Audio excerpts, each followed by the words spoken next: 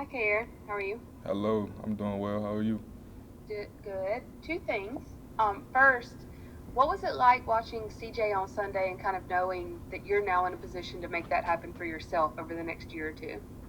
I was very proud of him, just to seeing everything he's been through, and all the hard work he put in. Just for him to play a great game was just very made me very happy to watch. Does it kind of make it more real to think like, okay, if I do what the coaches say over the next couple of years, if I really like put my mind to it, then I can be in that position before long. Right. Yeah. It, you said, can you repeat that one more time? What did you say? Sorry. Does it really just kind of make it real to watch that and think, okay, if I listen to the coaches, if I do what they're asking and I can put myself in that position before long.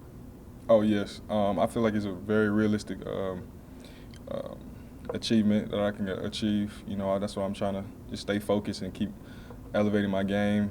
Keep being coachable and being humble. And one day, I'll be in those same shoes. And then just last thing, Mullen talked about having Dak Prescott talk to y'all last week. What did you kind of take away from that? So basically, he really told us, have your heart where your 2 feet are. So basically, if you're a football player, when you're on the practice field, put your heart in, pour your heart into that. And if you're, at home or you're doing something like business-wise, have your heart into that. But if you're a full-time football player, your main focus should be, focused on football. And then, I mean, it's nothing wrong with, speaking on how you feel, but just make sure you're really focused on football, and it'll pay off. Thank you. No problem. All right, we'll go to Edgar. Yeah, thanks for coming in today. You had the dream ending to your freshman season, end zone interception and everything. Where do you go from here? What's your goals? How do you build on what was really kind of a breakout ending to your first year here with the Gators? So my biggest goal every day is to just to get better. Keep elevating my game, to keep learning and to continue to be coachable, and then everything else I probably pay off on its own. Not worrying about the media, not worrying about what people say. Just whatever my coaches ask me to do, I'm going to do it 110% and make plays. That's my biggest goal. Whatever God has planned for me, that's going to happen. So not to stress about anything, and not to, you know, get down or anything. Just keep being me, and good things will have paid off. Will pay off. You know that.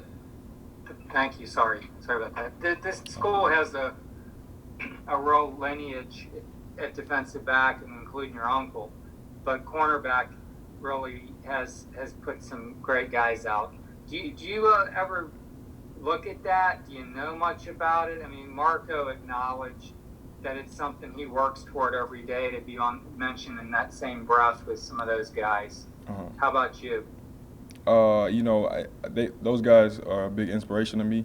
I watch their highlights and see how they play, the swagger they play with. I try to model my game after that, after them.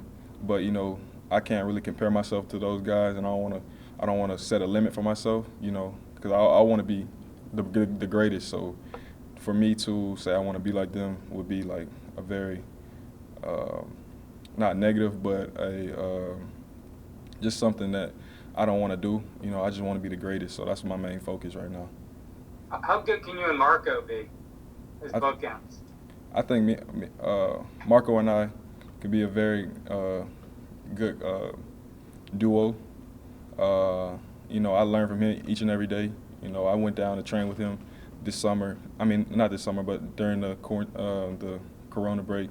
And just learned, picked his brain, and I feel like we could be very good together. And not only us, but the corners behind us as well, in our corner group. So I think we'd be very very good. Good catch on the grammar there. Thanks. I try. All right, we'll go to Zach Goodall. Hey, Kaiir. Last year you really showed it was impressive your strength in press coverage as a freshman, and that allowed you to contest catches and make a lot of turnovers. This offseason, what's been the focus of developing your technique in other areas of your game? My main focus is because we play a lot of press man, was to perfect my technique and to learn from guys who are, good at that. And so I watch a lot of film on who they say the top corners are in the NFL and college football, to try to add some of those things to my game. I just really made it a big. I took pride in making sure I was in the best shape on the field. So I did a lot of running, a lot of speed training, and a lot of corner work with my father, Kaiir Elam. And so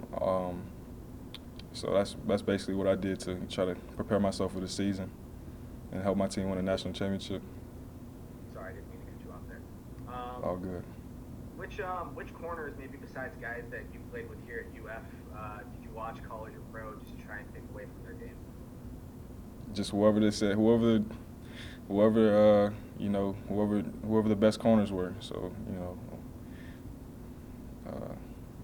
you said in college football, you say?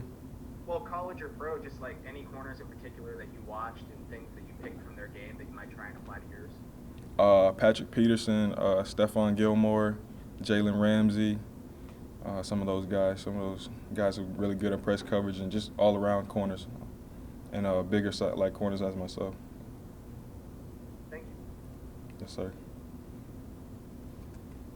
All right, we'll go to Thomas Goldkamp. Yeah, Kaiir, you guys went through all of July and August without any COVID cases, and obviously a lot of other programs struggled with that. What was it that you guys did, or what did you guys kind of buy into to have that level of success? As a team? Yeah, as a team, I think a lot of the guys we couldn't be on campus, but a lot of guys put in the work.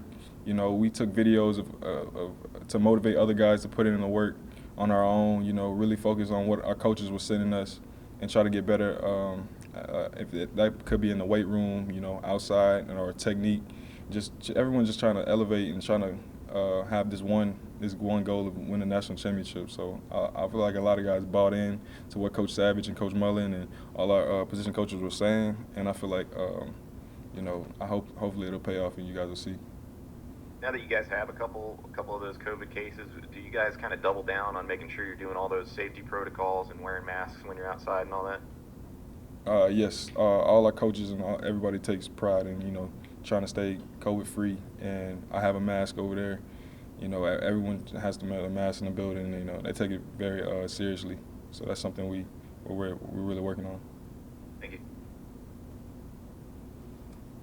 We'll go to David Waters. Kaiir, much is being made about having to replace last year's wide receiver group. How's that new group pushed you guys in the secondary? We compete every day. We bring the juice. We try to set the tone, but they're gonna make plays too, and we have to compete and we have to treat practice like it's a game. So every day, I'm trying to dominate every day, but they definitely make it hard on me. So is there anything you've seen for that? Is there anything you've seen from the group this year that you didn't necessarily see last year? Last year I feel like I went against a lot of more veteran receivers, but this year, the younger guys and the guys who've been here have gotten better as well since like the start of walkthroughs and to real practice. So I think they're gonna be good. Thank you. Yes, sir. Zach Cavalberti. Hey, Kaiir, Amari Burney's a guy that's played 3 different positions since he's been here at Florida, linebacker, star, and safety. What does it say about his versatility, and what can that do just defensively to have someone like that can, go and change at any position at any time or any week? I think that tells what kind of person Amari Burney is. For a guy to play multiple positions, you have to be very smart, and you have to be very coachable, and really buy into what the coaches are saying, because it's not an easy job to have to change positions, have to know what you're doing. I personally don't know what the defensive linemen have to do every play. I try to learn the playbook, but he has to know what a star, a safety, a Mike linebacker does. So that really tells you what type of person he is. Have you just been able to focus on corner? Like, what would you do if you had to take on like 2 new positions and learn them? If the coaches ask me to do it, I try. I'll try my best and my hardest. But I wouldn't complain. I just try my hardest and to get the job done. It's whatever the coaches need me to do, I'm gonna do it. For sure. Thanks, Kaiir. Yes, sir.